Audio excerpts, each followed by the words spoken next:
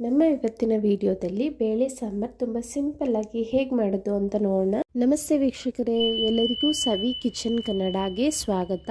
ದಯವಿಟ್ಟು ಸಬ್ಸ್ಕ್ರೈಬ್ ಮಾಡಿ ಸಪೋರ್ಟ್ ಮಾಡಿ. ಮೊದಲಿಗೆ ಇಲ್ಲಿ 2 ಹಿಡಿ ಆಗುವಷ್ಟು ತೊಗರಿಬೇಳೆ ತಗೊಂಡು ಚೆನ್ನಾಗಿ ತೊಳೆದು ಅರ್ಧ ಗಂಟೆ ನೆನೆಸಿ ಇಟ್ಟಿದ್ದೆ. ನೆನೆಸೋದ್ರಿಂದ ನಮಗೆ ಬೇಳೆ ನುಣ್ಣಗೆ ಚೆನ್ನಾಗಿ ಬೇಯುತ್ತೆ. ಮುಳುಗೋ ಅಷ್ಟು ನೀರನ್ನ ಹಾಕಿ ಒಂದು ಸ್ವಲ್ಪ ಉಪ್ಪು ಒಂದು ಸ್ವಲ್ಪ ಅರಿಶಿನ ಹಾಕಿ ಮಿಕ್ಸ್ ಮಾಡಿ ಕುಕ್ಕರ್ನ ಕ್ಲೋಸ್ ಮಾಡ್ತಾ ಇದ್ದೀನಿ. ನಾನಿಲ್ಲಿ ತೊಗರಿಬೇಳೆನ 4 ವಿಸಿಲ್ ಬರೆಸ್ಕೊಂಡಿದ್ದೆ.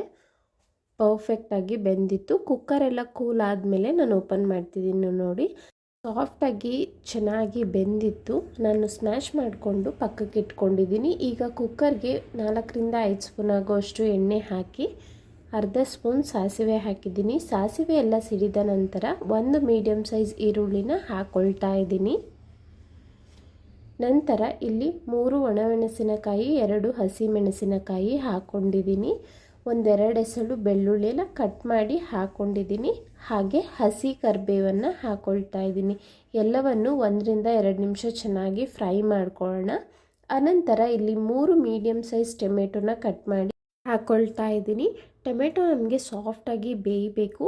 ಇಲ್ಲಿ ಅರ್ಧದಷ್ಟು ಆಲ್ರೆಡಿ ಬೆಂದಿದೆ. ಈಗ ಅದ್ರ ಜೊತೆನೇ ತರಕಾರಿನ ಸೇರಿಸ್ಕೊಳ್ತಾ ಇದ್ದೀನಿ. ಬೀನ್ಸು, ಕ್ಯಾರೆಟು, ಆಲೂಗಡ್ಡೆ ತೊಗೊಂಡಿದ್ದೀನಿ. ನೀವು ಯಾವ ತರಕಾರಿ ಬೇಕಾದರೂ ಹಾಕ್ಕೊಳ್ಬೋದು.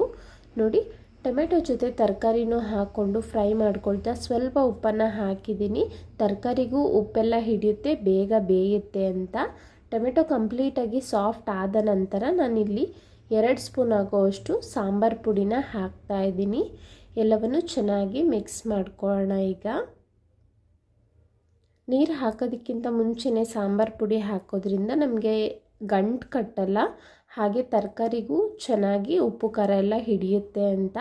ಇಲ್ಲಿ ಖಾರ ನೋಡಿಕೊಂಡು ಅರ್ಧ ಸ್ಪೂನ್ ಆಗೋವಷ್ಟು ಖಾರದ ಪುಡಿ ಹಾಕಿದ್ದೀನಿ. ನೀವು ಖಾರಕ್ಕೆ ತಕ್ಕಂತೆ ಹಾಕ್ಕೊಳ್ಬೋದು. ಎಲ್ಲವನ್ನು ಲೋ ಟು ಮೀಡಿಯಮ್ ಫ್ಲೇಮ್ ಇಟ್ಕೊಂಡೆ ಚೆನ್ನಾಗಿ ಫ್ರೈ ಮಾಡ್ಕೊಳ್ಳಿ. 1-2 ನಿಮಿಷ ಫ್ರೈ ಮಾಡಿದ್ಮೇಲೆ ಇಲ್ಲಿ ಸಾಂಬಾರು ಎಷ್ಟು ಬೇಕೋ ಅಷ್ಟನ್ನು ನೀರನ್ನ ಸೇರಿಸ್ಕೋಬೇಕಾಗುತ್ತೆ. ನಾನು 2 ಗ್ಲಾಸ್ ನೀರನ್ನ ಸೇರಿಸ್ಕೊಂಡು ನೀರೆಲ್ಲ ಕುದೀತಾ ಇರಬೇಕಾದ್ರೆ ನಾನು ಬೇಯಿಸಿ ಇಟ್ಕೊಂಡಿದ್ನೆಲ್ಲ ಸ್ಮ್ಯಾಶ್ ಮಾಡಿ ಆ ಬೇಳೆನ ಸೇರಿಸ್ಕೊಳ್ತಾ ಇದ್ದೀನಿ. ಈ ರೀತಿ ಮಾಡೋದ್ರಿಂದ ನಮಗೆ ಸಾರು ಕನ್ಸಿಸ್ಟೆನ್ಸಿ ತುಂಬ ತಿಕ್ಕಾಗಿ ಗಟ್ಟಿಯಾಗಿ ಚೆನ್ನಾಗಿ ಬರುತ್ತೆ ಅಂತ. ಟೇಸ್ಟು ಸಹ ಚೆನ್ನಾಗಿರುತ್ತೆ.